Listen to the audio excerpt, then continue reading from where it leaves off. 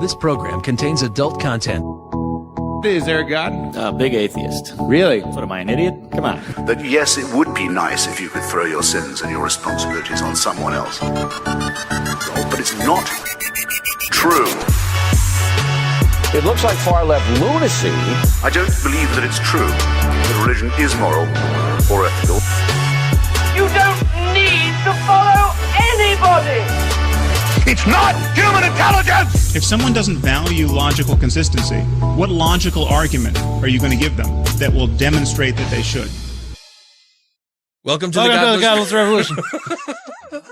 Welcome to the Godless Revolution. Today is Monday, June 4th. This is episode 208. I am Dan Ellis, joined in studio by a couple other fantastic fellows. Oh, thank you. Hello. Yeah, we missed you last week. Thanks, man. Yeah. We did for sure. I could be accused of not caring about this show because last week I forgot all about it while I was working on my car, and this week I didn't bring any fucking stories. Damn it. And you're the story bringer. I do have some that I didn't get to last time I was here, but you got your car all fixed up? Yeah. Was it the alternator then? Mm-hmm. Was it? I let Brandon and Brevin work on it because they like doing car stuff. So it's not fixed. Well, I kept an eye on what they were doing. Things. They did break other things. Did they? They broke the tensioner pulley. Oh, no. Because apparently when I said it's probably reverse threaded, that probably was just enough of wiggle room to just do it standard and not even check. And so when they were tightening it down, they ended up just bending that whole bar because they thought it was going the other way. So when I tried to straighten it back out, it just snapped off, just sheared the bolt right off. So then they just caused more work for you. Well, that one, yeah. I went to, I don't know if I should say the names of places. Mike's. I went to a Black and Orange auto area. Okay. A zone of auto. Ah, yes. And, cause I go to there and I go to, Bill O'Reilly's. Yeah. And I didn't know where I already bought a tensioner pulley a couple years ago and I didn't know which one I went to. So I went to AutoZone and they looked it up and they're like, they brought out the part and it was just the pulley, but I actually needed the bar. And I'm like, oh, I thought it all came together. And they're like, well, we don't sell that other part. And I'm like, oh, then I guess I got it at O'Reilly's. And they're like, well, if you got it there, then they have a lifetime warranty on all their stuff. And I'm like, oh, well, thanks for giving me the information and a reason to never ever come back to your store again. And does their warranty cover like teenage boys? Apparently so, because he asked me how I did it and I told him and he replaced it. Oh, wow. Oh, it's no money lost to him. It's not his company. I suppose. Yeah. Yeah. Well, that's cool. So you got both the parts and. Yeah. Yep. Good. What else have you been doing over the last couple weeks now?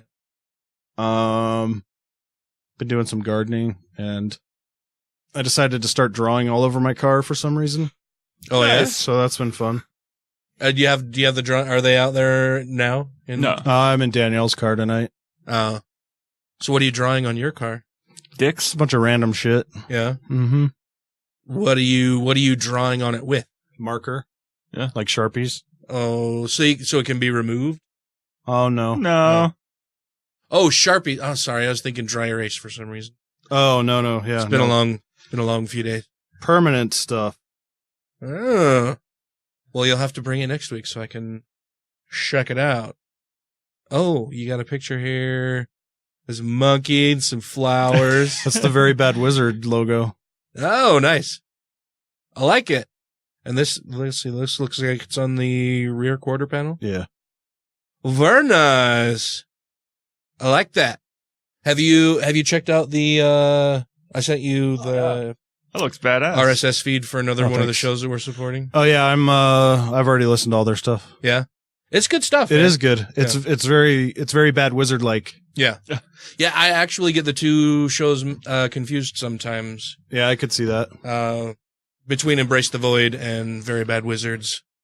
Cause it's the two hosts and they talk about very similar things a lot of the time. And they're both really good shows. I like them both. Mm-hmm. So for you in the listening audience, yeah, Very Bad Wizards and Embrace the Void. I listen to both of those and think they're both really good shows.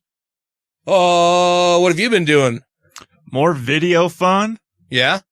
playing with police officers and drift cars and shooting more videos tomorrow with Lamborghinis. Drift drifting cars? What's a drift car? It's the guy's got a car built specifically for drifting, basically driving it sideways down the street. Oh, right. So when he goes, we're doing a commercial about roundabouts, and he basically just took the thing sideways through the whole roundabout, just kept going around and around and around, and until it blew up after the last run. It blew up? Well, I guess it's a common occurrence. Is he okay? No, his turbocharger, the hoses blew off on it, and he's like, yeah, it happens all the time. Happens all the time because I'm putting my car through. Well, lot. It's a car that he takes on a trailer, so it's not the thing's not street legal by any means. Yeah, I mean, half the thing comes off on purpose. So you got one of the big lever brakes. Yeah, in it? the big lever brake and pulling on it, and the race bucket seats and the roll cage inside of it. And yeah, so I know what drifting is. I didn't know if all of our listeners would know, but I explained to Tracy last night because Sarah was at the Pride Festival with us yesterday and told me that you were out doing that. And, so I came home and, just in conversation with Tracy, I was like, oh, she asked if you had come to the festival. And I said, oh no, he's out filming some stuff. And she's like, well, what is he filming? And I said, apparently they're filming instructions like a PSA on how to use roundabouts. And they've got a car that, is drifting around. And I'm like, that'd be kind of cool. And she's like, what's that? And so I tried to explain what drifting is to her. And I'm like, there's a lot of really cool videos out there. I don't know if you've seen the videos from the guy. I think he drives a little Subaru around, but there's like all kinds of videos where he's like, drifting all through San Francisco streets and everything and around trolley cars. And it's really fucking cool. Well, I know I can't remember if it's the Red Bull driver that I see him doing on a runway. Yeah. Where he's like drifting in and out of hangars and between them and around aircrafts and dude. Really and it's expensive shit. The one guy, the few videos that I've seen of his, it's like super precision driving too. Like he's within just inches and sometimes fractions of inches of different obstacles that he's moving around while drifting the whole time. Well, when he showed up, he's like, I got to warm my tires up. So he pulls the car off the trailer, gets in, gets the engine warmed up and running and stuff, and starts just rubbing them vigorously. Pretty much.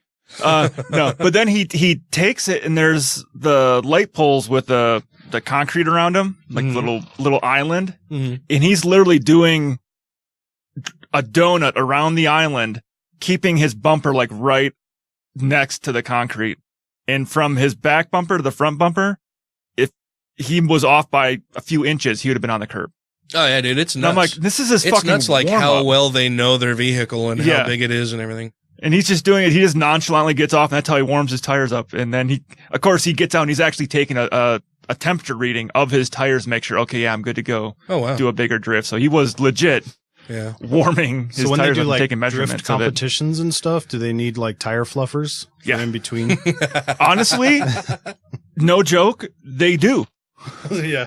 Oh really? They have somebody else get in their car to just warm up the tires? They warm them up and they put heating pads on the tires to keep them warm. They'll actually cover them in these donuts. They're electric like blankets for their tires. Oh wow. To keep the rubber warm. Huh. Learn something every day, I suppose. They do that with race cars. Like Indy cars and stuff will do the same thing, wrap them up to keep them warm. If the race gets called, like, oh, my tires were just perfect. So they'll wrap the tires up in these heat blankets and before they go back out on the track. For those that don't know, fluffer is a porn term. It is. Like in between shots when, they keep it, they get a new ready. guy on there to keep the tires warm. Yeah. Yeah. Keep everything fluffy. Yeah, so I talked to, I kind of mentioned it a little bit while you were telling us what you were doing. We had the Pride Festival over the weekend, the Salt Lake City Pride Festival, and it was really good. I think this was one of the better Pride festivals that we've had in Salt Lake City. Well, as I saw far as on just the like news. organization and stuff. Well, I saw on the news it's the largest one. They've had over 100,000 people at it. Oh yeah, it was crazy busy for sure.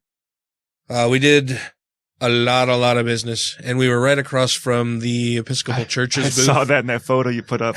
And really, I mean, if you're going to believe in and or worship an invisible bully in the sky, really, I would, if you're going to join a Christian church, the Episcopal Church is probably one of the best options out there. They're very open. They let women hold higher positions in the church. They ordain women. They do same-sex marriage within the church. It's very open and compassionate and it's progressive. Yeah, very progressive as far as religion goes. Yeah, I was gonna say as far as a Christian church goes, they're very progressive. But so Saturday, and to be fair, yes, it's a church, but they also weren't like selling any merchandise. So they didn't have any candy that they were passing out or anything. It was just like, hey, we're the Episcopal Church. Come and talk to whoever is sitting at our booth for whatever reason you would want to do that. Yeah. Where, at our booth, we've got a bunch of fun bumper stickers and keychains, mugs and bottle openers. What else have we got? All kinds free of pens. Yeah, all kinds of fun stuff over there. And then you can stop by and we've got a little Ask an Atheist section and everything. So it's a much more engaging thing. And there's people coming to purchase things that they think are funny or fun or whatever. But over at the Episcopal booth, they didn't really have any of that. It's just some guy sitting behind a table who's there with a church. And so like the first day, honestly, I think there were 4 people all day long. Like I tried to keep track of how many people actually stopped by the booth. And I think all day long there were 4 people who stopped by. Damn. And so then Sunday I get there and first thing I notice is that they've got, a young, very attractive woman sitting at the table with a very low cut dress. And all of us were like, I'll bet they get more people stopping by the booth today. And they did. They did. They got a lot more people stopping by. They got 5. Yeah, no. I think, well, and then they had, and then they would change off. I think they had 3 people in total that I saw, like, sitting at the booth at one particular point or another. But the only times that I saw people actually stop by the booth was when she was there.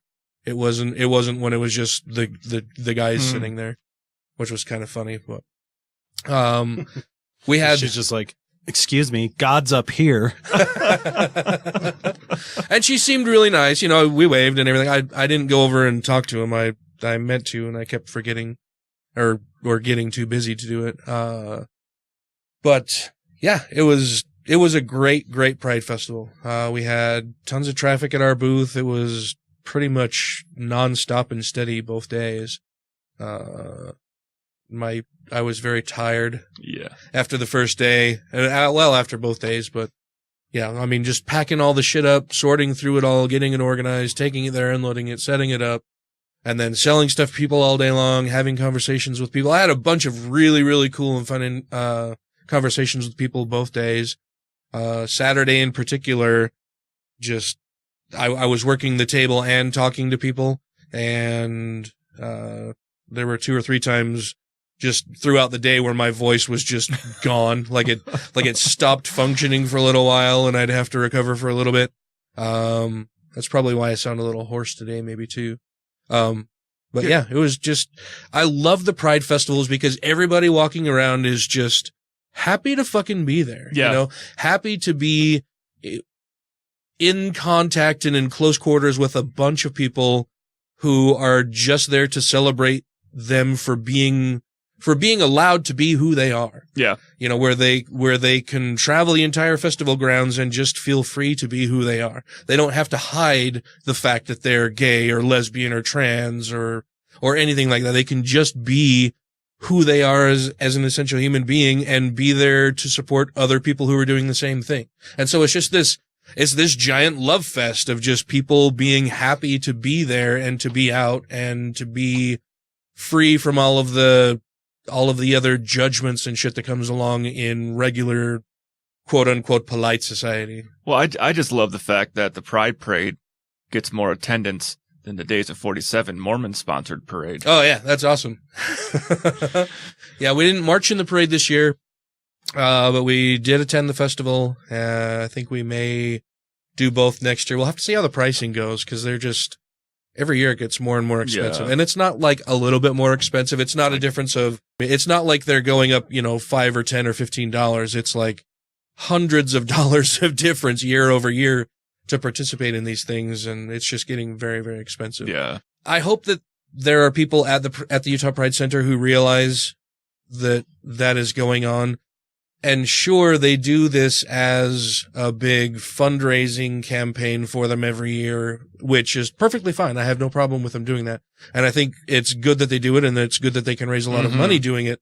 But I hope that they don't get to a point where they just keep increasing the price more and more and more every year to where the people who are there and have always been there supporting them, like Atheists of Utah and a bunch of other smaller groups who don't have a whole lot of money, are priced out of participating. You know, I would hate to see a day that it's only politicians and large corporate interests that are marching in the parade and have booths at the festival. Well, it's commercialized. Yeah. Yeah. Well, I think that would be really sad. And they do offer price breaks for nonprofit organizations and stuff like that. But, it's ridiculously expensive to participate in those types of activities these days. I wonder if state of Utah just keeps charging him more and more and more for liquor licenses for the event. Well, and that's possible too. And so this year, like I said, I think this year it was very, very well organized. They had their shit together. They're pooping a group. It was all fantastically well done. And they said that they put a lot of time and effort into planning it all so that they don't have to reinvent the wheel every year as far as where booths will be located, where they're going to have food trucks and water stations and all that kind of stuff.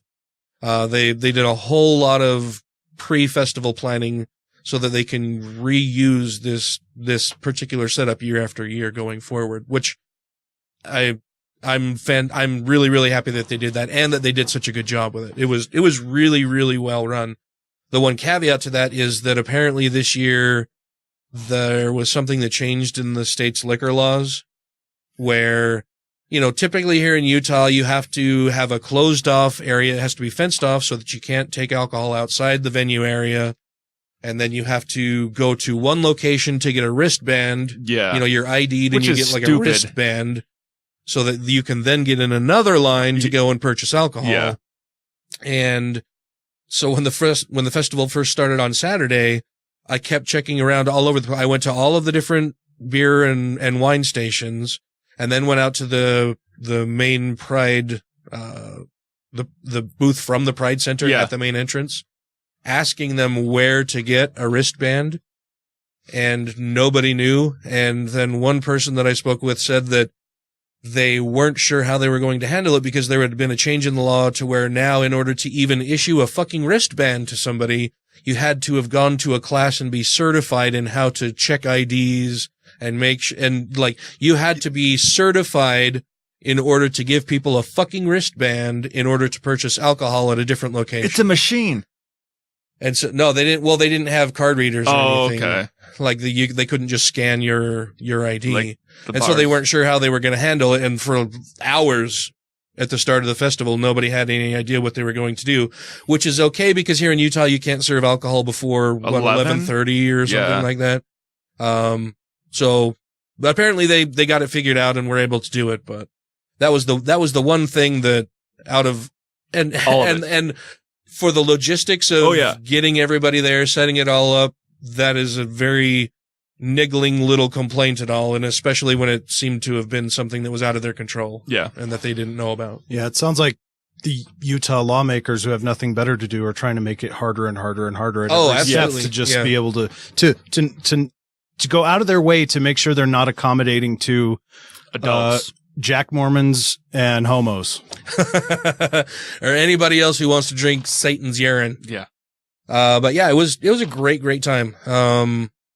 I told you guys pre-show that they had our booth, or the Atheists of Utah booth, next to, it's like a community outreach program it's an initiative that was started by the Utah Pride Center, where they bring in officers from various police departments, to be kind of ambassadors for the LGBTQ community as officers. So it's, you know, lesbians and gays and bi people and trans people who happen to be officers act as ambassadors and emissaries for the community within the police departments. And so they had their booth there and were giving more information out about it.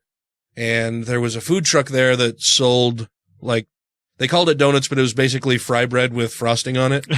And so Sunday, you know, we were next to them all day Saturday and chatted with them off and on, and they're all really, really nice people. And Sunday, I got there and was setting everything up, and then Kyle and Jesse arrived, and we were getting things set up, and the officers started showing up at their booth, and I noticed that one of them brought over this big tray of those donuts. And I was like, come on, guys, seriously? Come on, cops and donuts, you're going to be perpetuating this stereotype. Give me a break, come on. And one of the officers there was like, hey, if it's any consolation, I really liked donuts before I was ever an officer, so it's not something that's just only because I'm an officer that I like donuts. But now you have them more often, right? I mean, donuts officer? are pretty good. I like donuts a lot. I do. I like donuts. I just thought it was funny though, like, of all the food choices there, they came back with this big fucking tray of donuts for the officers. Yeah, for sure. That was fun. But yeah, a lot of fun conversations. Apparently there were a bunch of protesters that I never even saw because they've got their little protest area Well, that's why outside the festival grounds. I had asked Sarah if she saw any. She's like, I didn't see any protesters.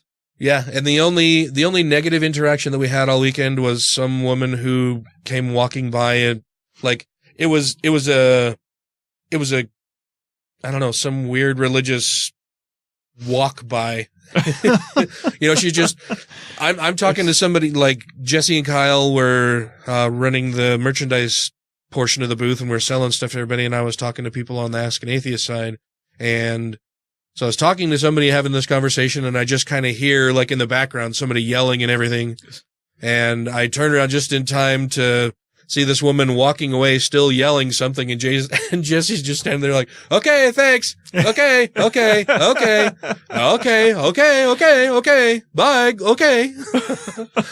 And just waving and saying okay as she was walking by screaming. Apparently she was screaming something about how, we wouldn't even be there if it weren't for God. So, we're there as atheists, but we wouldn't even actually be there. Like, we wouldn't have been created if it weren't for God. And now we're, blaspheming him, basically. Yeah, it's really shitty that he made us this way. Yeah. You just need to have the one person yell, prove it. Well, and it just, I don't know, it bothered me that she didn't come over and, like, try to have a conversation with us. Like, I'm way open to having conversations with people that I disagree with, especially if they want to do that. Like, I want to figure out what makes this person tick, right? Like, why would you choose to do that? They're not used to people being open to a disagreement, though. Yeah. They grew up in that bubble of you're not allowed to challenge religion, period. Yeah. Yeah. God will not be mocked. Yeah. How dare you question God? Yeah. That fucker. So I turned around as she was walking away, and I was like, what was that all about? And Jesse kind of told me what she was saying and everything. And I looked further down the sidewalk, and I was like, well, where did she go? I'm hoping she comes back and wants to talk to us because I want to talk to her. But she, like, disappeared into thin air. Because she was God. A drive-by shouting? Yeah. Drive-by shouting. A walk-by shouting. Oh, yeah, walk-by. But yeah, it was a great time. Like I said, had a lot of fantastic conversations with a bunch of different people. There were a lot of pagans at the festival this year who stopped by our booth and said, well, I'm not Christian or Mormon or anything, but I am pagan. And I was like, well, okay, yeah, good for you, I guess. I mean, that's better than a lot of other religions, I suppose. Sure, right now. Yeah. These days, it's currently, it still opens you up to being just really wrong about things. Yeah, exactly, and not examining them more carefully, not being critical or skeptical about them, but. I don't know. You're as long as you're not actively harming other people or yourself, I suppose it's fine. Yeah, it's just kind of like the hippie, like anti-establishment group that's like, I really want to be spiritual, but I really hate big crowds. So I'm going to join a drum circle. Yeah. Oh, and then there was this other really cool group who was like 2 rows across from us, but we could see through the other booths, and it was Science on Tap. And is it like a beer science club? Well, so I was really curious because they were selling these really, really short shorts, and on the back of it said tap that. And I'm like, that's kind of courting, that's courting disaster right there. But so they were selling these really short shorts and it said Science on Tap. And I was like, ooh, is it about like home brewing or, what are they talking about the science behind how alcohol is made, that kind of stuff. And partway through the day on Saturday, one of the women who was running the booth over there came over and she's like, hey, I saw you guys from across the way, atheists. I'm sure you guys are way into science. And that's what like we're all about over here at Science on Tap. So I wanted to come and say hi. And, since we're probably very simpatico in a lot of the things that we believe and don't believe. And, I said, well, yeah, I noticed you guys' booth. What do you do over there? And she said that they, basically organize science talks at bars. Oh, nice. So that's freaking cool. rad. Yeah. So they bring in an actual scientist to a bar to have a talk and address the audience at the bar. So it's Science on Tap. And I might have to go find them on Facebook and go to one of their events. Oh yeah, it sounds totally cool. And I'm like, and we chatted for a little while and I'm like, I'll have to come by and stop by your guys' booth. And I didn't happen to swing by Saturday.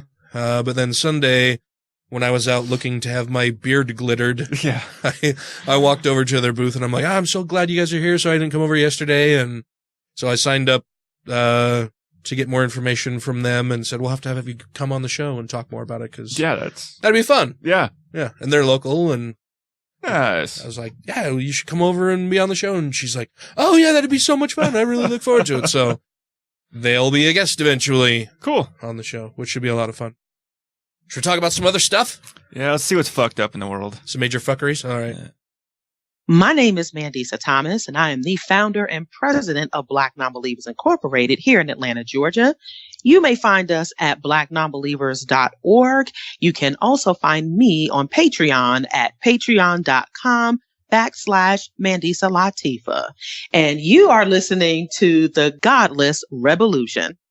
Okay, just think about the Muslims at this moment who are blowing themselves up, convinced that they are agents of God's will. There is absolutely nothing that Dr. Craig can say against their behavior in moral terms, apart from his own faith-based claim that they're praying to the wrong God. If they had the right God, what they were doing would be good on divine command theory. Now, I'm obviously not saying that Dr. Craig or all religious people are psychopaths and psychotics, but this to me is the true horror of religion. It allows perfectly decent and sane people to believe by the billions what only lunatics could believe on their own. Okay, if you wake up tomorrow morning thinking that saying a few Latin words over your pancakes is going to turn them into the body of Elvis Presley, okay, you have lost your mind. Okay. But if you think more or less the same thing about a cracker and the body of Jesus, you're just a Catholic. Thanks for listening. Now back to the show. All right, Matt, what'd you bring for us this week? This comes from a religious news service. RNS! Andrew Seidel wrote this little I like piece. that guy. He's a smart cookie. The First Amendment Defense Act. So already you can tell who authored that. Yeah. Is a Senate bill that is not the bulwark its name suggests, but the latest salvo in the ongoing attempt to redefine religious freedom as religious privilege. Yeah, it's that whole thing about like the Clean Air Act that gutted EPA regulations on actually keeping our air clean. Yeah. It does nothing to defend the First Amendment. In fact, it violates it. To understand just how awful the First Amendment Defense Act is and grasp what a discriminatory disaster it would be for the country, we need to back... Oh, my God. I missed 1 week. I was going to say you're gone for 1 week, and then you can't read anymore. We need to get back to the basics of the First Amendment itself. The constitutional amendment is beautifully concise. Quote, Congress shall make no law respecting an establishment of religion or prohibiting the free exercise thereof, or abridging the freedom of speech or of the press, or the right of the people to peaceably assemble and to petition the government for a redress of grievances. Those 6 rights, a secular government, free exercise of religion, free speech, free press, assembly, and petitioning your government, have 2 things in common. First, none is unlimited. Second, though not absolute, all 6 seek to protect the one absolute right that we do possess, the freedom of thought. Mm-hmm. It might seem odd for a constitutional attorney to point out that other than the freedom of thought, all our rights can and should be curtailed in certain circumstances. But it's true. Even the free exercise of religion can be limited. Most closely, oh my God, what? That's not, those aren't even the letters. Look closely at the language, and the amendment makes this clear. The free exercise clause prevents the government from prohibiting the free exercise of religion. It does not prevent the government from regulating conduct that might be religiously motivated. Free exercise can be burdened, encumbered, hampered, impeded, strained, and hindered. It cannot be prohibited. For believers, this means that your right to believe cannot be impinged in any way, but your right to act on those beliefs can. Yeah. This is where our conflict arises. The conflict is between belief and action. People can believe whatever they like. They're free to believe the voices they're hearing in their heads are the voice of God, or that thetans and evil spirits make us sad, or that the earth is only a few thousand years old. Or flat. Right.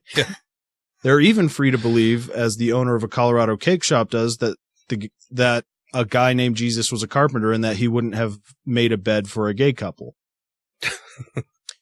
But the right to act on those beliefs is by no means absolute. The First Amendment Defense Act seeks to upend this enduring understanding of our rights. It elevates religiously motivated action to the same plane of absolute protection that has been reserved for the freedom of thought. The bill is not about protecting religious belief. It's about protecting speech and action based on religious belief. Yet the act does not extend this privilege to all religious beliefs. Under it, some religious beliefs are more privileged than others. In an unbelievable overreach, Senator Mike Lee of Utah and the 21 co-sponsors of this bill actually singled out the religious beliefs that they deemed worthy of protection. Wait, let me stop you right. Mike Lee was co-sponsor of terrible legislation? That's such a surprise. Yeah. Yeah, not from this state. Only two made the cut. One, marriage is between one man and one woman. Which is interesting because Mike Lee is a Mormon, and he clearly says one woman in here. Oh, well, as that's as far as their temporal existence. Yeah. Mm-hmm. It doesn't. I mean, he can't really write laws for the afterlife yet. Maybe. And number two, sexual relations outside marriage are improper. What? They want to make that law? Yeah. Oh. Welcome to Handmaid's Tale. Yeah.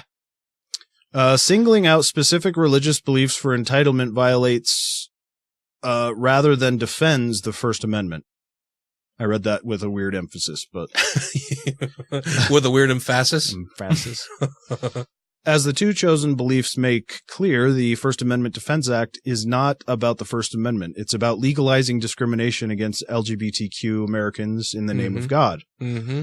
But what about the bakeries and florists and other businesses that are forced to serve all customers, even those condemned by their faith? Isn't this bill just allowing them to act out their faith?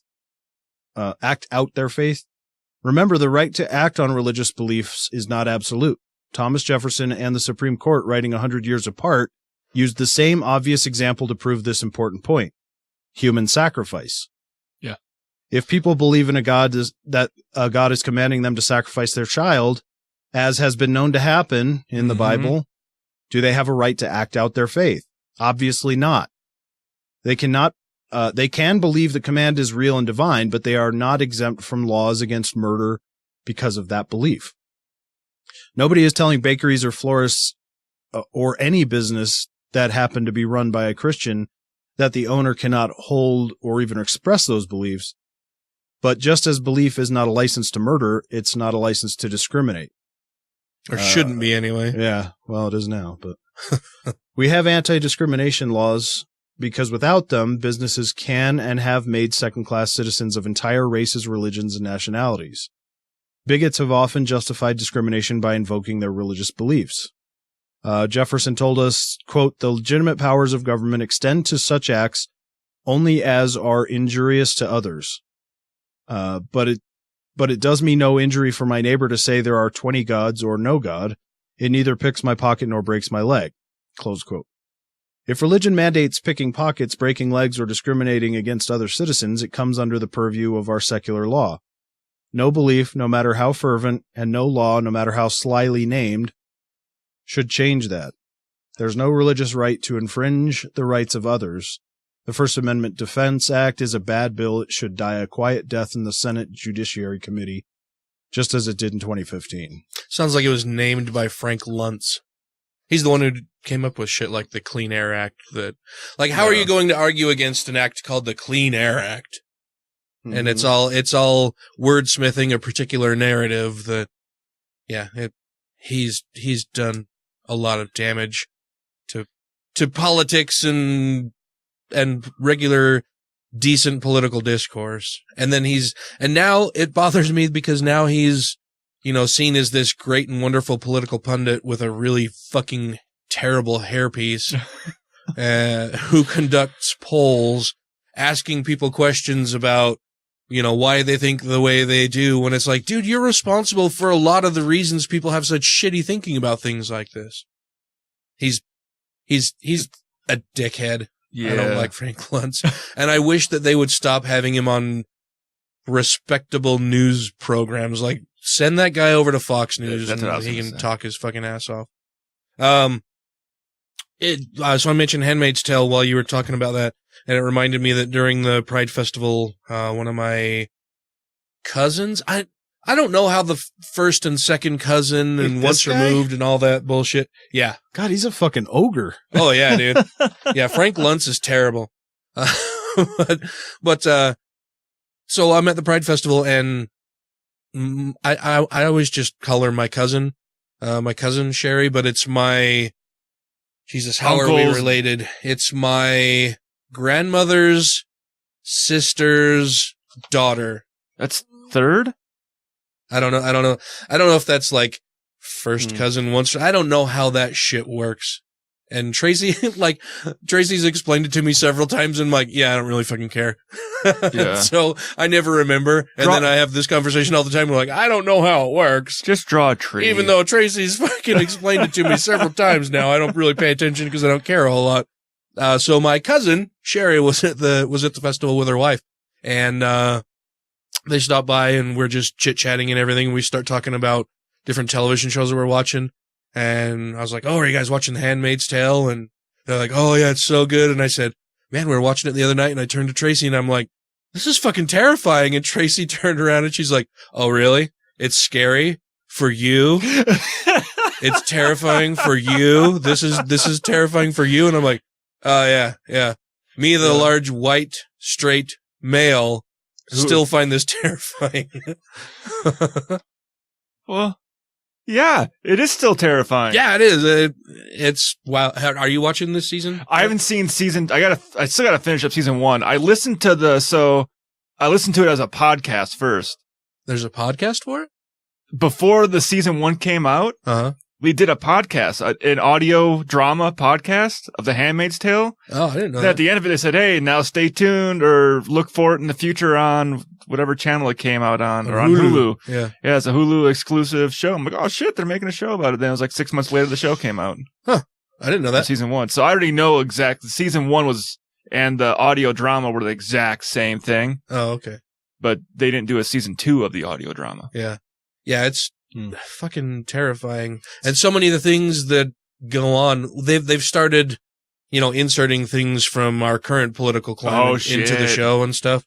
Yeah, but it's fucking terrifying that like you can see how it would progress to where it gets in The Handmaid's Tale from people just being afraid. Yeah, and them perfect smoky eyes. I watched fucking Sarah Huckabee Sanders do the White House press briefing today. After all of that shit about Donald Trump now saying that he basically authored the letter. Oh yeah. For, to explain why the Russians had their meeting at Trump Tower and everything, that he dictated the letter after Dan, previously I can't speak on those. You have to go talk to so-and-so. Yeah, after the first story being that they, that he had no idea about it, and then it changed to, we did meet, but it was to talk about Russian adoption. And then it was to talk about Hillary Clinton, but Trump still had no idea. And now he's the fucking author of the letter. And it's his lawyers that came out and said it. It's not like it's some other third party coming out and saying, Trump dictated this letter. Yeah. It's his fucking lawyers. And then you got saying Perfect Smokey Eye saying, well, I can't comment Yeah. on, what the president's outside attorneys are saying. And it's like, Yeah, you can. You can. That's You that's are what the you should be voice doing. piece. And you're just fucking lying and deceiving people now and providing misinformation. Fake news.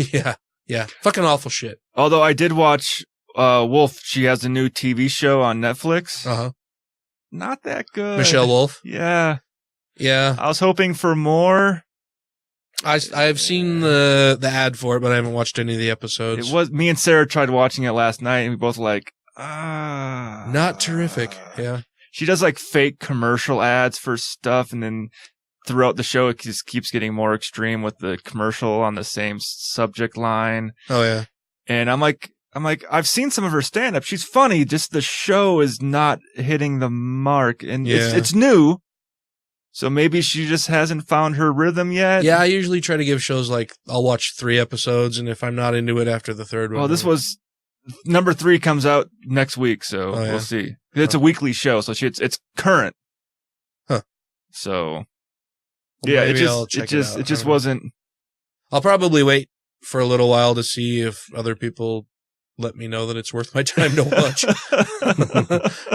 Like I have a limited number of shows that I have time to actually watch because I'm so busy with everything. Well, she gets a few zingers in, like, oh yeah, that was awesome, that was funny. Yeah. Then I'm like, okay, when's the next one coming? Because this is not getting kind of like, I'm kind of embarrassed you made this.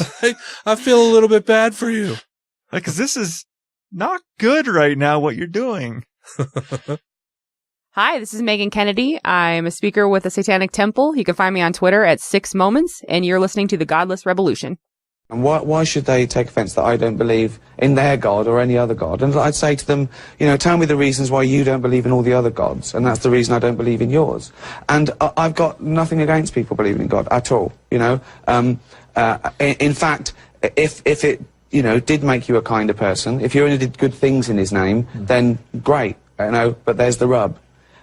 It's when I see some of these religious fundamentalists saying that they've told their 5-year-old children that if they turn out gay, they will burn in hell. That to me is child abuse. Rejoining the Godless Rebelution podcast now. What else you got for us, Matt? I've been watching You're the Worst. I've heard. Well, Tracy loves that. She thinks it's fucking hilarious. It's a good show. Yeah. I haven't even heard of that one. Yeah, she watches it quite a bit. And I've seen like bits and pieces of episodes as I, walk through wherever she's watching it. And the parts I've seen are pretty funny. Like they are really fucking terrible people. Oh yeah. They're all the worst. They're awful, yeah. What's that on? Hulu. Okay, I'll have to go check it out. Yeah. It looked like I said, the bits that I've seen of it were pretty funny, but they're good actors too. Like it's funny, and then there's also intense. But anyway, whatever. I was just joking that we were doing a TV podcast. I have some other like stuff that's more related to the show. Oh, okay. Go on. Let's do that then. God, this one's. But the show's a rabbit hole. Yeah. It is. We go down merry trails. Yeah. All right, let's give this one a shot. I don't know who Mel Robbins is, but this was pretty interesting. I found it on CNN, and it's Marty's brother. That's McFly. Marty Robbins. Marty Robbins. Yeah. Who's that? I thought you'd country say and folk singer Tony Marty or Robbins or Tim. Yeah, no. Or Christopher. I'm older. Sorry. Yeah, the only Marty I know is McFly. You guys don't know who Marty Robbins is? That's fine. That's fine. I do not. Why Americans don't do anything about mass shootings, he says. This is apparently why he thinks that's the case. This is what Mel thinks is the reason? Yeah. Or reasons, I'm guessing. October 2017, the worst mass shooting in U.S. history took place at a country music concert in Las Vegas. 58 people were killed. More than 500 people injured. Yeah. And that's insane. Bill O'Reilly boiled the massacre down to 6 words. This is the price of freedom. Oh, fuck. Then the price of freedom is too damn high. Yeah. I hate to say it, but he's right. Oh, fuck. I don't have anything more. No, I'm just kidding. Sunday, just 34 days after Vegas, 26 people were gunned down and about 20 others were wounded during a church service in Texas. And here's what is literal. You can do words, Matt. They're just words. Don't be afraid of the words. And here's what is really sick. We won't be surprised when there's another mass shooting next month. True. Nope. Maybe it'll be your church, your mall, your concert, your movie theater. That's the price of freedom. In America, we're free to stockpile weapons. We're free to order ammo online. We're free to outfit our guns with bump stocks like the Vegas shooter did. This is the price we pay for freedom, all right. The freedom to not give a damn. Tweeting prayers for the victims does not equal giving a damn. Feeling bad for a day or two does not equal giving a damn. Changing your Facebook profile photo to support the victims does not equal giving a damn. Giving a damn requires us to commit to solving the problem. And the fact is, we have a serious problem in America with gun violence. The statistics speak for themselves. A mass shooting is defined as an event where at least 4 people are shot. We now have one every day in America, if you adopt the broad definition used by the Gun Violence Archive.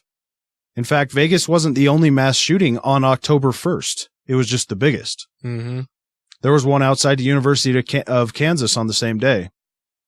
I did not know that, actually. When we care, we solve problems. The military cares. That's why the Air Force court-martialed the Texas shooter for assaulting his wife and child. Yeah. But we give no damns about gun violence, which is why a very deranged individual, as Donald Trump put it, was able to buy an AR-556 rifle. Oh, what? That's what it says. AR-556. Well, 5.56. Maybe. That's the military designation for the caliber. Yeah. The Texas governor said the gunman applied for a license to carry a gun, but was denied by the state governor Greg Abbott. Denied by the state. Governor Greg Abbott asks a key question. So how was it that he was able to get a gun? By all the facts that we seem to know, he was not supposed to have access to a gun. So how did this happen? Congress doesn't care either. It's up to us to stop this public health crisis, and unfortunately, we haven't reached the tipping point like we have with cancer and opioids. Everyone knows everyone knows someone who's been diagnosed with cancer. That's why we give a damn about solving the problem of cancer. Virtually everyone knows someone who's died of an opioid overdose. That's why there are enough to declare it a public health crisis. We're dangerously close to a moment in time when every one of us knows someone who's been shot in a mass shooting. And unfortunately, based on the research, that's what it's going to take for us to care.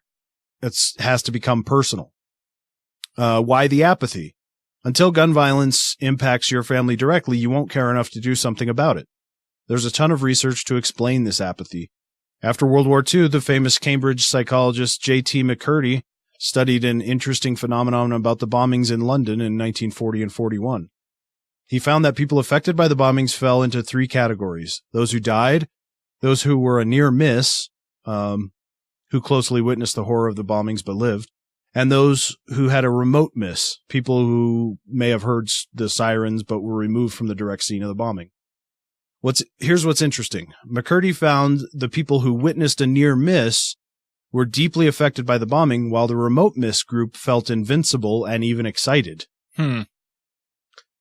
Because it hadn't affected them personally. Well, but it's close so that it could have been you, but not so close that there was like a real threat of danger. So you're like, not concerned. Yeah. You just get a charge out of it. Yeah.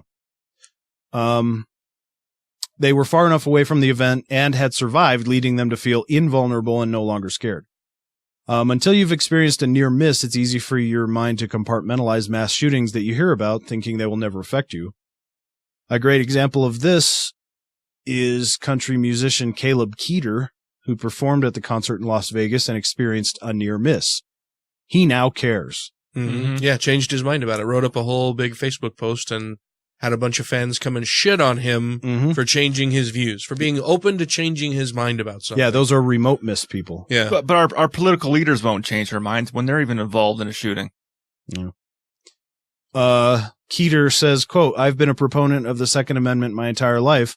Until the events of last night, we need gun control right now. My biggest regret is that I stubbornly didn't realize it until my brothers on the road and myself were threatened by it." Close quote. For Keeter, it became directly personal. The brutal question we all face is this one. When will gun violence become personal for a majority of Americans? 20 children and 6 adults killed in Newtown wasn't enough to make a change. They weren't our kids or relatives. 49 young adults dancing at Pulse wasn't enough to make the change. Those weren't our brothers, sisters, sons, or daughters. 58 country music fans in Vegas weren't enough to make the change either. We weren't in the audience. And the 26 churchgoers in Texas won't be enough to make the change either. The truth is, in a few days, this news cycle will change and life will go on. And in the meantime, with a mass shooting every day in America, the death toll will keep rising. This will keep happening until it becomes personal. Can we please not wait for that tipping point? Can't we just commit to solving the problem instead? Fixing the problem. Put our best minds to work. We don't have to agree on what causes a mass shooting. We just have to agree on what we want to solve. I'm going home. I give up. That's it. I'm out. We just have to agree that we want to solve the problem of mass shootings. We don't need to know how to solve the problem. We just need to put our best minds into the task of solving it. We've already learned that arguing about the problem doesn't change anything. Instead, we need a different approach, looking toward a solution. Okay, dude, yeah, what's your solution? We need to kill enough people so that everybody is affected by it personally. This is a moonshot approach, and it's worked for us before. In '62, when JFK spoke at Rice University, he announced his goal of landing an astronaut on the moon and his confidence in doing so. Kennedy didn't have his full plan yet. He didn't know exactly how a man would land on the moon. But he did know that what he wanted oh my God. he knew what he wanted. He just said, fuck it, we'll do it live. Right. Using Kennedy's problem-solving approach, let's look at mass shootings in the USA from the same moonshot approach.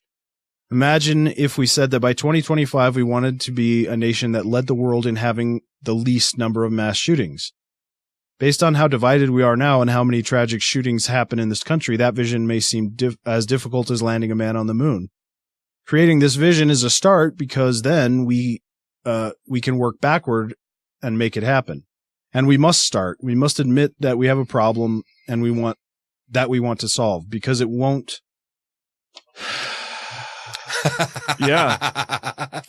Because it won't. Because if we don't start now, we'll all be waiting like sitting ducks for the next psycho with too many guns, accessories, and ammo to pick off our friends, family, and children one by one.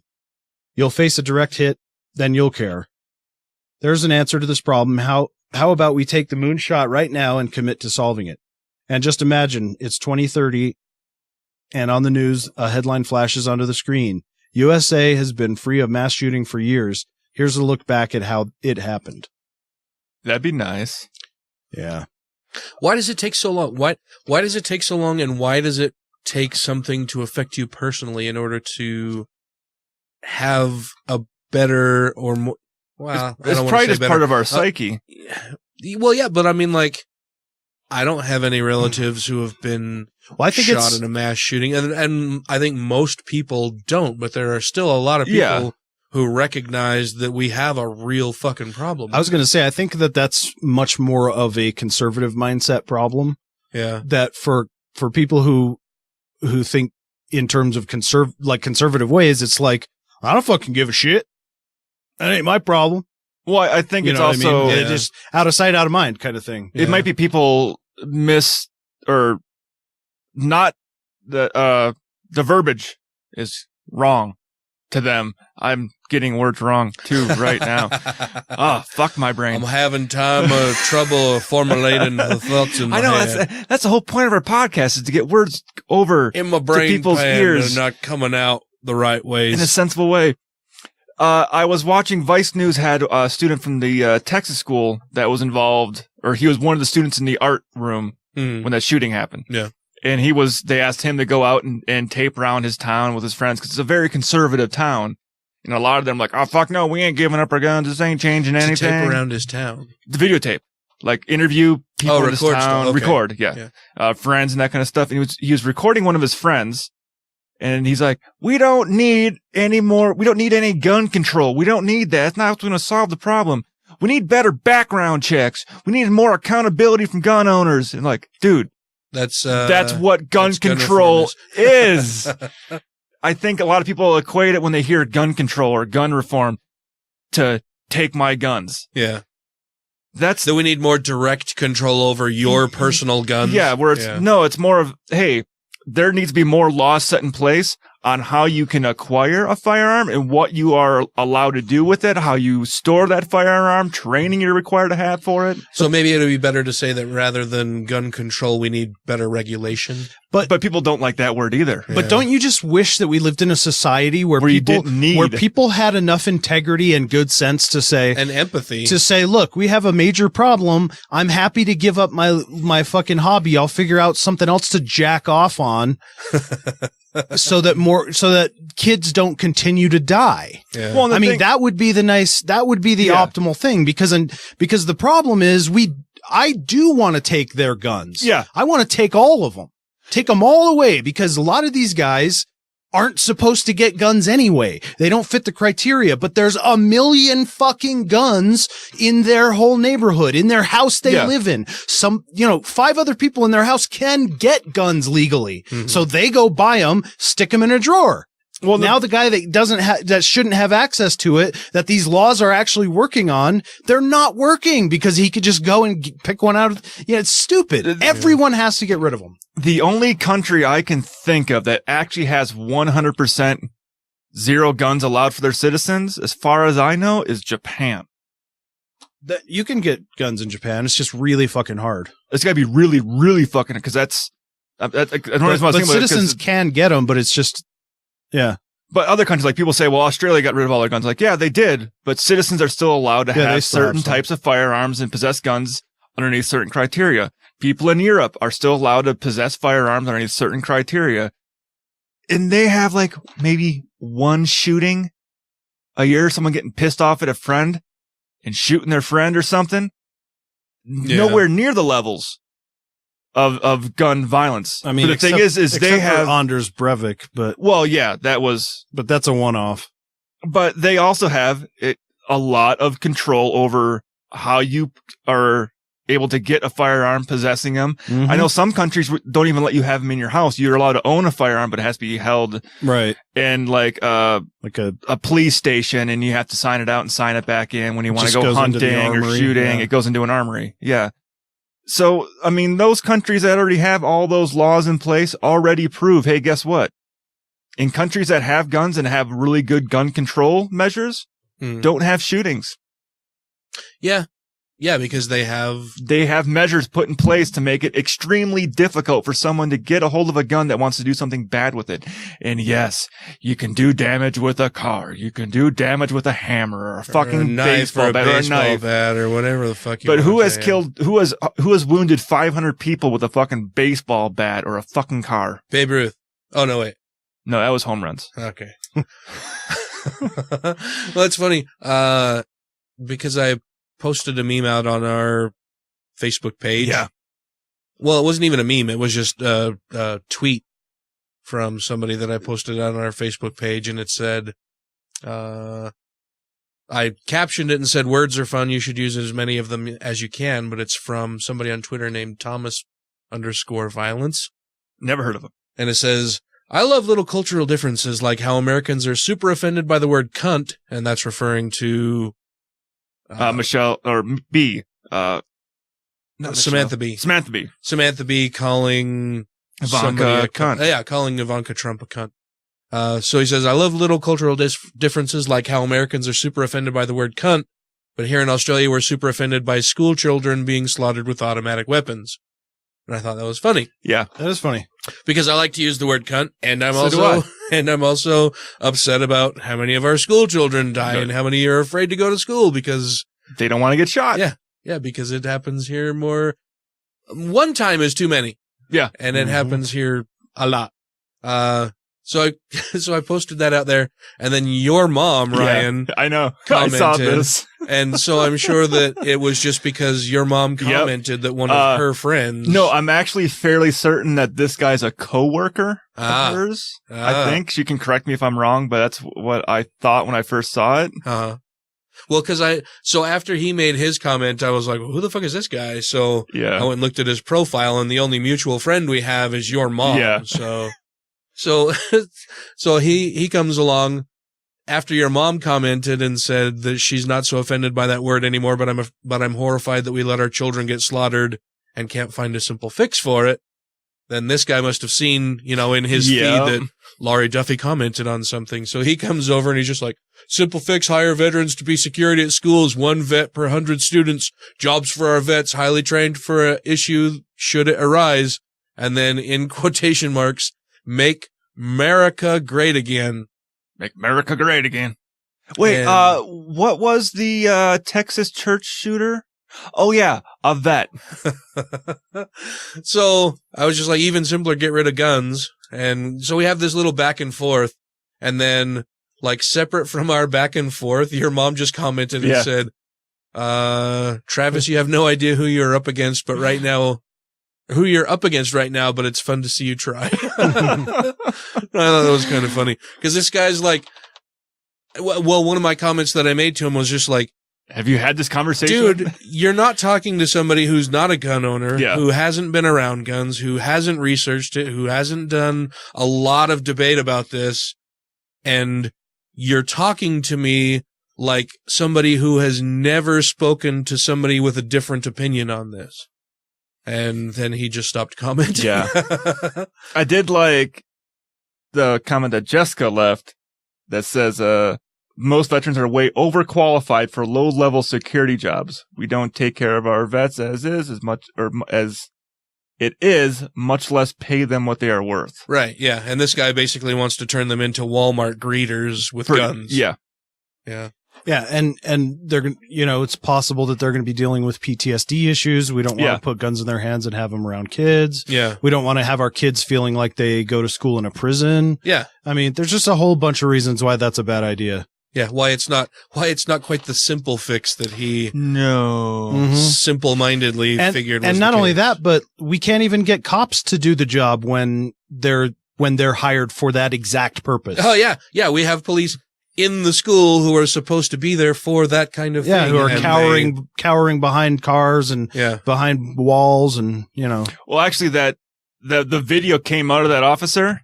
Mm-hmm. He wasn't cowering behind his car, or it might have been the other. No, he was running up and down the halls trying to find, because I guess the school had. Are there any other police here who can help me? Back up, the way the school was set up is it's an open air school. I need a good guy with a gun. So it's a bunch of separate buildings with all the lockers on the outside and all that kind of stuff. Yeah. And he could hear the gunshots, but nobody's, I guess you could see him grab somebody and talking to him. They go around one direction, then more shots, and they run.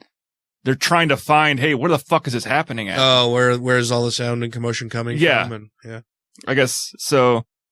That was one of the officers that they said didn't run into one. Is like, no, well, from the security footage, it looks like they're trying to find it. Yeah. Well, the ones that were cowering behind cars was at Columbine.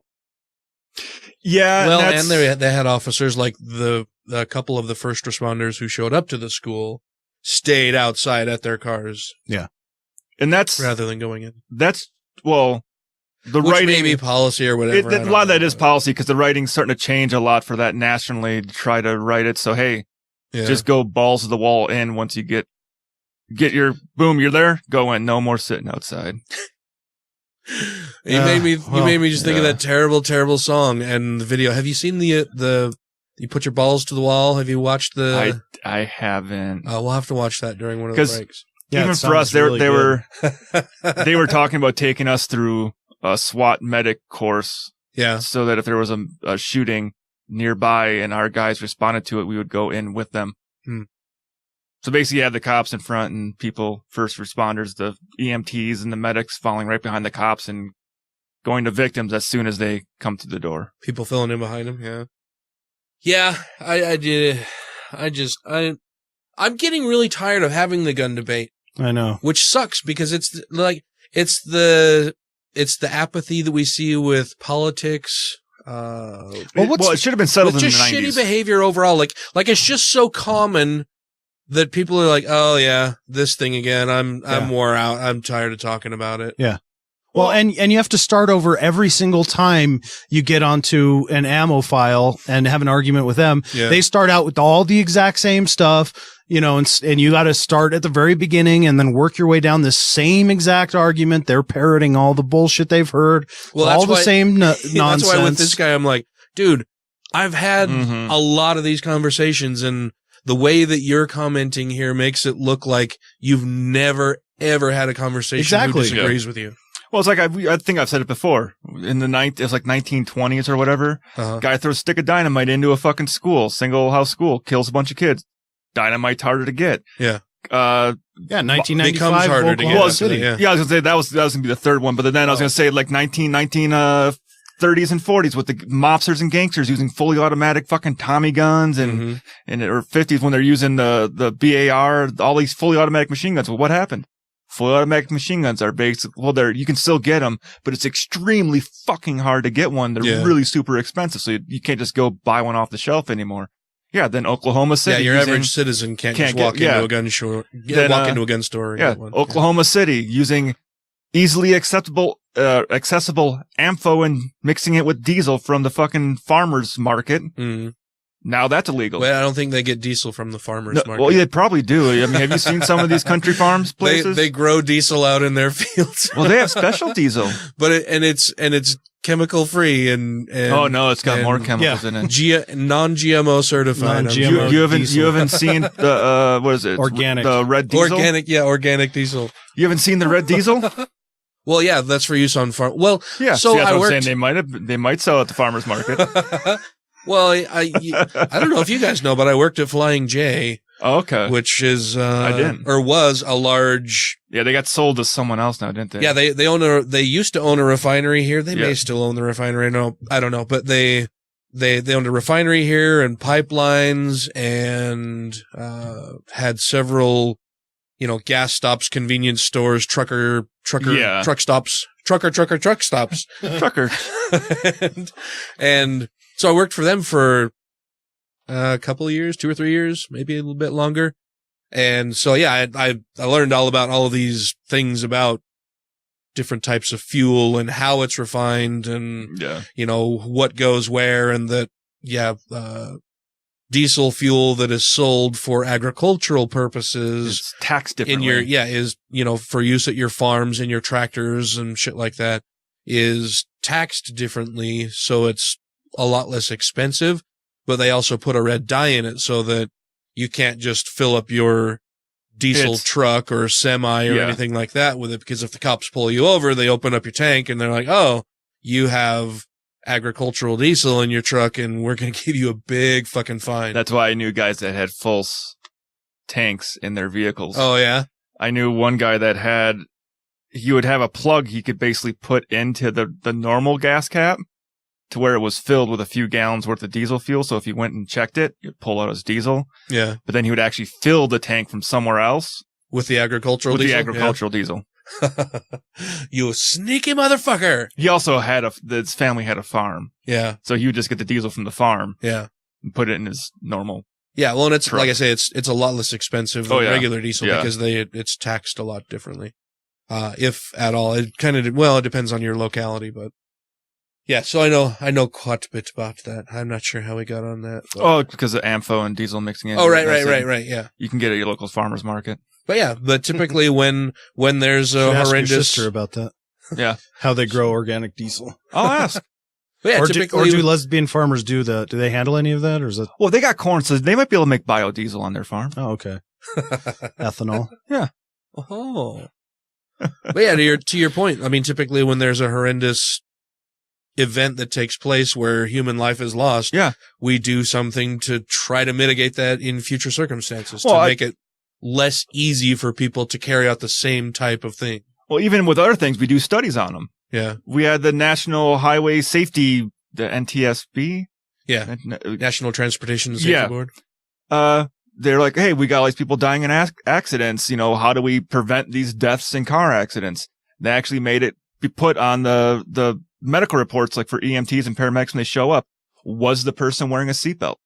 And they found, holy shit, people aren't wearing seatbelts. And in cases where they're not wearing seatbelts or the car didn't have seatbelts, they're more likely to fucking die. Yeah. So it's, hey, we're going to require all vehicles to have seatbelts in it, and we're going to make it a law that you must fucking wear to prevent deaths. Mm-hmm. But since we can't, they're not legally allowed to do federal studies on gun deaths. Yeah. They can't collect that data. But we know we know enough though about it. I mean, it's like there's enough private groups out there that keep the information and actually have stuff studied on it. But even me personally, I know enough. Yeah. I just read a bunch of numbers about Pulse, Las Vegas, the church in Texas, Parkland, Newtown, Columbine. We talk about all of that stuff is enough for me to say, okay, enough's enough. You guys can't, you don't know how to play with your toys. Like if we figured out a way to stop tsunamis, the fact that the last major one happened in 2004 wouldn't matter to me one fucking bit. Yeah. Because 250,000 people got killed in that. And if some fucking dude in Kyoto had an ancient scroll that said something about how sacred tsunamis are and we shouldn't, but fuck you, we're blocking them. I don't care what your paper, like it's no more it doesn't tsunamis, make don't give any a fuck sense. what your scroll said. Yeah, it doesn't make any sense. Yeah. I'm Bryce Barkenagel. Have you ever wondered if Joseph Smith was drugging the early Mormons? Turns out it might be possible when you have a fantastic congregation that is witnessing angels floating around in the rafters and think that the temple is on fire and they're running out in the snow and writhing around on the ground naked. Yeah, as it turns out, drugs might be the best explanation. Be sure to check out my Sunstone Symposium presentation on the Joseph Smith entheogen theory by punching that into any YouTube browser. And thank you so much for checking that out, and be sure to check out the Naked Mormonism podcast. This is the Godless Rebelution. Unanswered questions. Amazing. No one, though they were asked repeatedly, would say whether they thought Stephen Fry, my friend, was in a state of mortal sin or not. They wouldn't tell you. Something about the question brought out their inner coward. Well, I say that homosexuality is not just a form of sex, it's a form of love, and it deserves our respect for that reason. That when my children were young, I'd have been proud to have Stephen as their babysitter, and I'd told them they were lucky. And if anyone came to my door as a babysitter wearing holy orders, I'd call first a cab and then the police. Thank you to everybody who has rated the show on iTunes and Stitcher and are following us on YouTube, Twitter, and Facebook. And to all our Patreon patrons, you make the show possible.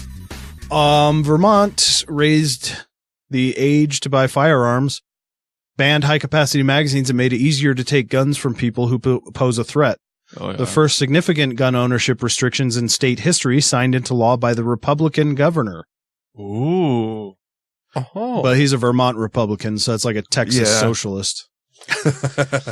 But it is remarkable turnaround for the largely rural state that traditionally has refused to impose restrictions on gun ownership. Standing on the State House steps, Governor Phil Scott signed the 3 bills into law before a crowd of gun rights activists and supporters of gun control. This is not the time to do what is easy. It's the time to do what is right, the governor said. Scott, a gun owner, had urged the legislature to pass gun restrictions in the aftermath of what police called a narrowly averted school shooting in Fairhaven by a teenager. He said the incident proved to him that Vermont isn't immune from the school violence that has plagued other parts of the country. An arrest in the February Fairhaven case came the day after a high school shooting in Parkland, Florida that left 17 people dead. Okay. So the arrest came a day after the Parkland shooting.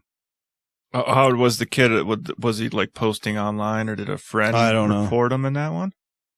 Vermont's new gun laws are mild by some standards, but they are part of a trend of states passing gun restrictions prompted in part by the Florida mass shooting, said Robert Spitzer, a political science professor at the University of New York, who has written books on gun policy. There's been a movement in a number of states, Spitzer said, but Vermont is significant because Vermont is traditionally such a strong gun rights state and has not moved in this direction in ages, if ever, he said. While gun control advocates have praised Vermont's new laws, the state's traditionally powerful gun rights advocates and members of the outdoor community feel betrayed by Scott, whom many supported during his 2016 election campaign. During debate on the legislation, many firearms owners milled around the state house halls wearing hunter orange vests or hats. Very visible. You can pick them out in a crowd. Yeah. Well, everybody's got guns there. They just want to, separate themselves out so that they don't get shot accidentally. Yeah, they didn't want to be confused for the State House deer. Yeah. The tyranny of democracy has overwhelmed the protections of my constitutional individual rights, said Bill Moore, a firearms policy analyst for the Vermont Traditions Coalition who fought against the gun restrictions. Vermont Traditions Coalition? Yeah. That sounds not good. Gun rights advocates in the state generally support taking guns away from people deemed dangerous or prone to domestic violence, both covered by the new legislation. But they fiercely oppose provisions in the laws that raise the age to buy firearms from 18 to 21, restrict the size of gun magazines, and require background checks for most private gun sales. How does that restrict his right or his ability to acquire a firearm? Yeah, and it doesn't. Yeah. What if he doesn't pass the background check? Well, then he doesn't need one. So fucking sad. But then his rights infringed. No, it's not, because no, had you not had something terrible on your background show up, you could have been a happy, very satisfied gun owner, sir. But now you can't. Yeah, it's like, so sorry. You can't be falsely imprisoned. That's part of our Constitution too. But if you fuck up, you're not falsely imprisoned. You're in prison for a fucking reason. Well, like, would this guy advocate for everybody to have a personal rocket launcher? No. Can everybody have a rocket-propelled grenade launcher? I'm pretty sure there's a few wackos out there that would want it. Well, that's different. A thermonuclear warhead? Well, everybody can have a cannon. I think you mean nuclear. I've heard the British say it, and they're always right. Like, clearly he has a line, right? And how does he draw that line, and why is it that he stops there? It's whatever he's used to. Yeah. And it's only what's currently available, not what was available in the past. Right. Yeah. Yep. On Tuesday, a bipartisan group of Vermont lawmakers urged Scott to veto the bill that contains the provisions they find onerous. Democratic State Senator John Rogers, who represents a rural area of the state known as the Northeast Kingdom. Wait, that's part of a state here in the United States? The Northeast Kingdom? Yeah. Part of the old Vermont? And spoke fiercely against some of the gun restrictions, is considering a run for governor. It will affect law-abiding citizens while doing nothing to stop evil people and criminals from doing harm to others, Rogers said of the legislation. It doesn't affect law-abiding citizens. Well, do they have knights? Because they have to do a background check and stuff now. Do they have but if that's the knights in law, this kingdom? Yeah, but it puts them out, so it affects law-abiding citizens. Yeah, but if the law is that you're required to have a background check done whenever you buy or sell a weapon, that's the law. Just follow the fucking law. Yeah, but I don't want to. Yeah, what? Pretty much. Then you're telling me that I have to go jump through hoops to have a gun, and that's not fair. Yeah, what we've got You're is infringing. It says shall not be infringed. We have a guns privilege. Yeah. And their privilege shows all the time. Yeah. It's just like with the religious bullshit. They don't want to give a millimeter, even though they're way, way, way beyond the line of equity or what's fair or what's legal for both religion and guns. And so anything to try to move it back to what's right, they're like, nope, fuck that. We're not doing anything. We're not giving you anything. Yeah. Which is like no one's allowed to own knights. modern military weapons. Mm-hmm. You're not allowed to buy them from the military. Yeah. But what if you live in the Northeast Kingdom? Nope, you're not allowed there either, Sir Knight. But supporters of the restrictions say the time has come in Vermont. I think it sends a signal that the cultural shift is huge in Vermont, and I don't think there is anything in these bills that's going to take guns away from any law-abiding person, said Clay Lasher Summers, executive director of Gun Sense Vermont. Clay Lasher Summers? Which was formed in the aftermath of the 2012 elementary school shooting in Newtown, Connecticut. Huh. Oh, yeah. Interesting. Huh. Yeah, like I said, how does he draw the line anywhere? Like, I don't know. Or would he? I bet he doesn't even think about it. He's never thought about that. Well, I've asked a few people who, for a few friends of mine who I have arguments with online about guns, like, okay, well, where would you draw the line? Should a line be drawn? Are you advocating that everybody should have fucking, thermonuclear weapons? Because I know I've seen you make posts that North Korea shouldn't have nuclear weapons. Why? Why draw the line? Because nuclear weapons don't kill people. People with nuclear weapons kill people, right? Yeah. That's the same fucking argument. Yeah, it is. That's exactly the same. And so why would you say that they can't have it because they're clearly bad people, but how do you determine that? Because conservatives are giant fucking hypocrites. And they're like, when the argument suits them personally, they'll use it. When they can turn it around and use it against somebody else, they will. Yeah. They don't care about being consistent. It's dumb. I get tired of having the same argument with different people. I guess that's better than having the same argument with the same person. Yeah, but it is so annoying to get somebody caught up.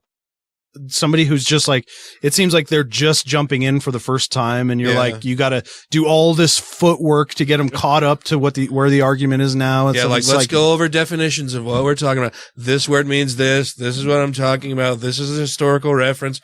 We've got where you've got to start from scratch with somebody. It's like, I get just fucking tired of that. Yeah, it's like fucking Josephus doesn't count.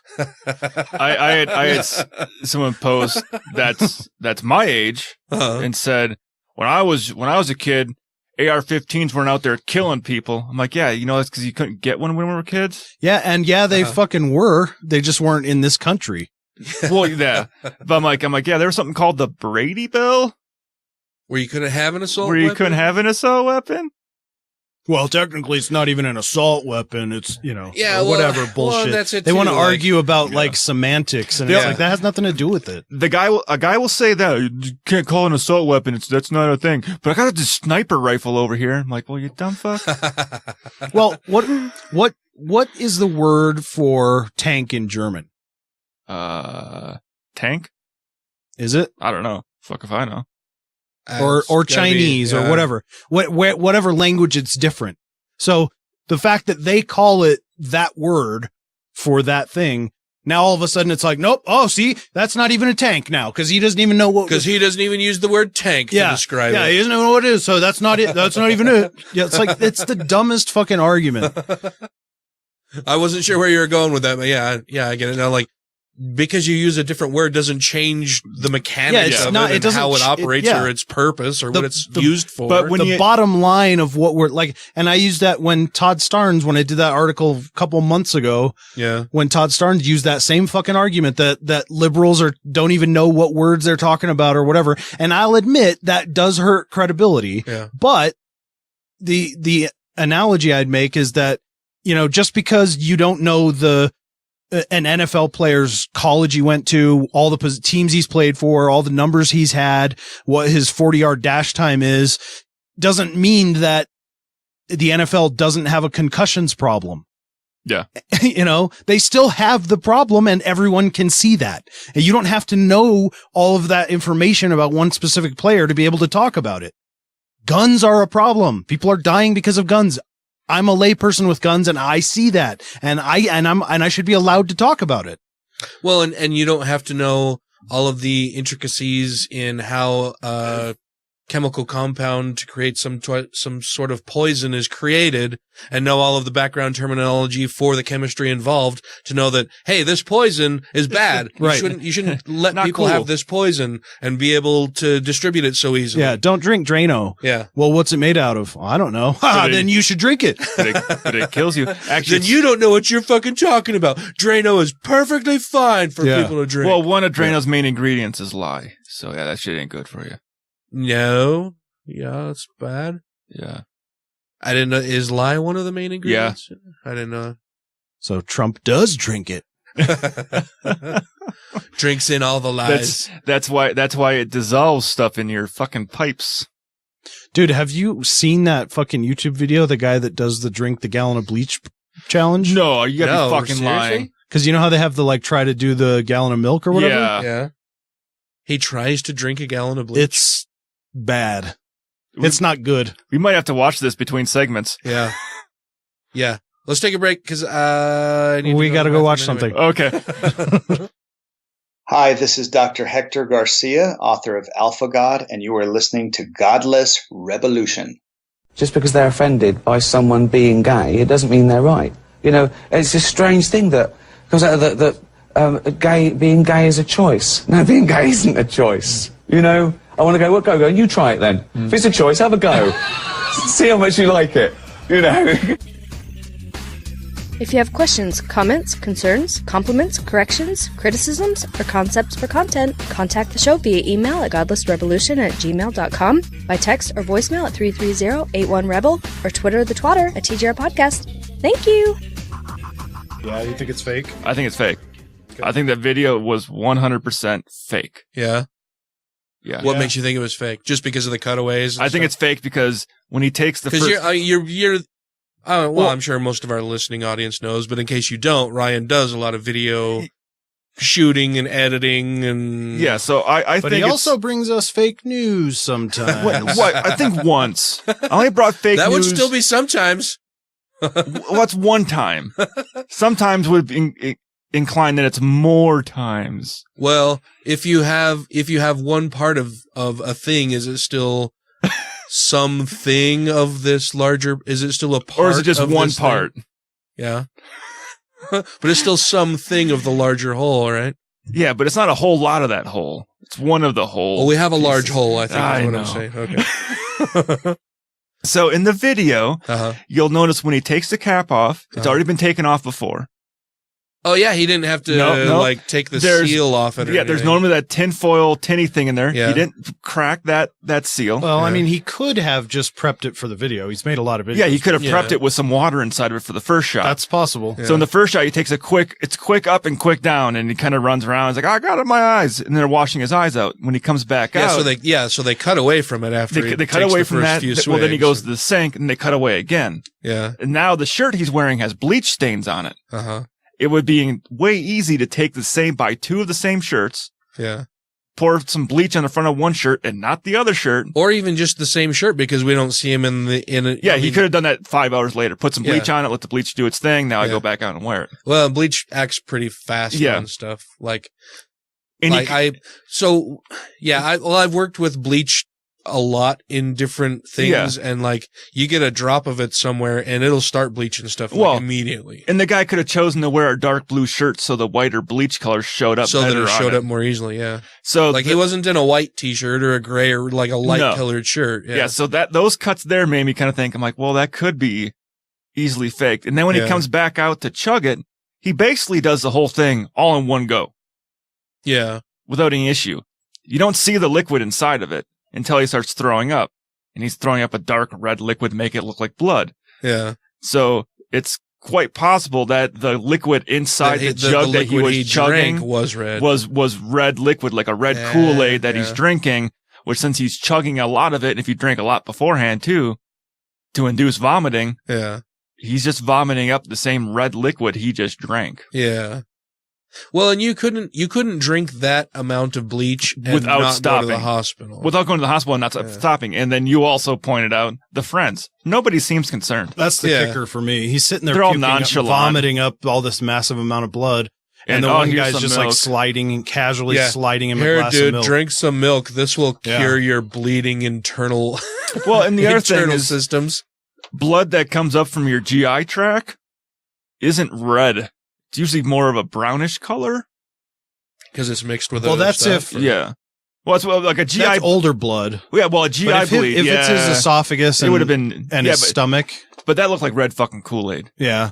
It would be bright red, though, if it was I'm colorblind, so I didn't even really notice if it was... Yeah, I couldn't tell you if it was red or brown, but... It was the same consistent color through all the vomiting, like it was red. Yeah, that's true. Kool-Aid type color of whatever liquid he drank. Yeah. It wasn't diluted at all. It was a bright red color, so it's... Like, even if you was bleeding with the bleach... He wouldn't have had that much blood in his that stomach soon, and it wouldn't have been that dark a color, right? Because it would have been diluted. It would have been diluted. It would have been diluted with the liquid from the bleach would have diluted the blood, and also his stomach acid, whatever else was in his stomach, would have diluted the color of the blood instead of being bright fucking red right off the bat. Yeah, unless he was vomiting straight blood, which he wasn't. The bleach and everything else would be coming up with it. And when he was in the house and was rinsing out his eyes and stuff, I'm sure he would have been rinsing out his mouth too, right? Like he's not going to just stop at his eyes. Yeah, his mouth would have been burning. Well, he should have already been vomiting at that point. That rinse time also allows for whatever ulcers he would have created by the bleach to build up a continual bleed in his stomach so that when he goes back out to puke, there's a pretty high concentration of blood. But he only vomits after chugging the rest of the bottle. Yeah. I'm pretty sure. So the first bit would be bleach, water. and then the rest would be. That first bit was water. You mean the first bit before they cut away to whatever. the I'm house, saying, or? I'm assuming he's doing it. The first bit would be the bleach. Mm-hmm. And then after that, it would be the contents of his stomach. So it would be bloody. Well, but even then, he still has he took maybe a half a glass of bleach the first drink, a big swig. Mm-hmm. And then he drank the rest of the gallon. So he still got the rest of the gallon of bleach in there to dilute. Yeah. Mm-hmm. I actually agree with you. You're trying to find I just holes? think that, yeah, well, I think it's maybe possible that it's real. Yeah. I don't think it's impossible. It's just, he's got shitty ass friends if it's real. I don't think it's real. And also they tried to make it funny. Yeah. They had a plan going into that. Yeah, I think you're probably right. Yeah. So, guy chugging bleach 6 years ago in a video, fake. I think it was horse pooey. Yeah.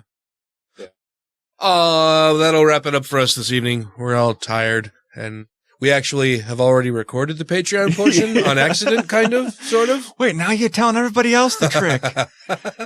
Because we were learning about some other stuff. So, at the end of, the Patreon portion tonight is talking about the, Masterpiece Cake case from Colorado. And the Supreme Court's decision today that apparently it's perfectly fine if you're religious and want to discriminate against gay people. Even if your state has anti-discrimination laws against gay people. Yeah. Yeah, that you should be able to discriminate against them. Maybe the narrow part of the decision was that it's only if it's in, creative effort. If you're creating a product, which maybe. is still bullshit. Or a service, that you can't be compelled to endorse anything by offering your goods or services in support of whatever you don't agree with based on specific religious grounds. But they didn't even really get into that. It was all, anyway, we'll talk maybe more about it next week. If we don't, you should absolutely go and listen to opening arguments. I'm sure that, Andrew will cover it very, very well. Oh yeah. That'll be a fun episode to listen to. But we just gave our initial read of a story from the New York Times and offered our opinion on some of the quotes from the various justices on the Supreme Court as to their justification for why they ruled against the plaintiffs in the case. And I think the audio that we had was from NPR. Yeah. We played a snippet from NPR, Gina Totenberg, I believe, or Nina Totenberg talking about the case and offering a little bit of information about why the court may have ruled the way it did, but it's fucking bullshit. Yeah. Basically is my opinion about it. I'd like to hear what Andrew has to say about it. Like to hear what Andrew Seidel has to say about it as well. I think Andrew Torres and Andrew Seidel had differing opinions on which way the case may swing. And I think Andrew Torres said that he was thinking that the court would rule in defense of the cake baker. And Andrew Seidel was saying, oh that's not going to happen. And I could have those reversed. I can't remember for sure, but go and check out Opening Arguments. It's a great show with Thomas and Andrew. And I'm sure that they'll do a great job covering that. We're not legal experts by any stretch of the imagination. Oh, don't fucking lie. But I mean, just based on thinking rationally about it and reading the court's decision and quotes from the justices and everything, I think it's pretty clear to see that this was a bullshit thing. Yeah, they weaseled around it. Yeah. But before we go tonight, I want to make sure that we thank our Patreon supporters. And who would that be? That would be Vanessa, Michelle Short, Christy Kalbach, Newmania, Alan Firth, Larry Wilson, Two Skeptical Chaps. They have changed their name. So apparently Two Skeptical Chaps not apparently, they have started a Patreon account. And so when Dr. Dan set that up, he had to change the name because you can't have, you can, but it would be weird to have a podcast named differently on Patreon than the show itself. Yeah. So Matt gets a break on that going forward. Yeah. Let them eat kofefi. Steven Andrews. The Foz, who is a new patron. Yay! Thank you, The Foz. Yay, thank you very much. Janet Uter. Jeff Peterson. Marius Kotbutrikowski. Utah Outcast. Megan Kennedy. Andrew Vodopich. Brandy Hamrick. Jeremy Goodson. Angelica Pearson. Wesley Aaron. Savita Kuna. The Purple Dragon. And Taylor Grin. Thank you all very much. I forgot to mention earlier that I met a whole bunch of fans of the show at the Pride Festival. Awesome. Was it because of the shirt you were wearing? Maybe. Okay. No, I think people knew that I'm on the show and I'm with Atheists of Utah and that I was going to be at the Pride Festival. And so there were a lot of people who are fans of the show who stopped by and they're like, hey, thanks. Love the show. It's great. Blah, blah, blah. Angelica stopped by, Nice. with Shanley and chatted for a bit. It was great to see them. A whole bunch of other fans of the show. I feel bad that I may not mention your name while we're recording this a little bit, but thank you very much for coming and chatting with me and expressing your appreciation for the show. And thanks for listening. Yeah, thank you very much for listening. I appreciate you stopping by and saying hello. It's always fun to meet fans of the show and chat with them about stuff because our fans are fucking awesome. Yeah. Man. They're all really cool people. And so until next week, crucify cheap bullshit reasons that you would rule against a gay couple in their pursuit of justice in getting cakes for their wedding. Yeah, and why don't you just leave us a review about that? What will happen if they do? Fucking, we don't know yet. Well, they won't achieve enlightenment. Nirvana. Yeah, we can do that one too. And rate the show 5 times a day toward Clorox. Welcome. Do over. I was watching the meter like, is it going to pick this up? Is it going to pick this up? Okay. Did you see any of the feedback on our Jordan Peterson episode? Where was it at? Comments on our YouTube video. Oh, we got a couple emails. I didn't see I didn't see those. No. Shitlords pissed off or what? Yeah.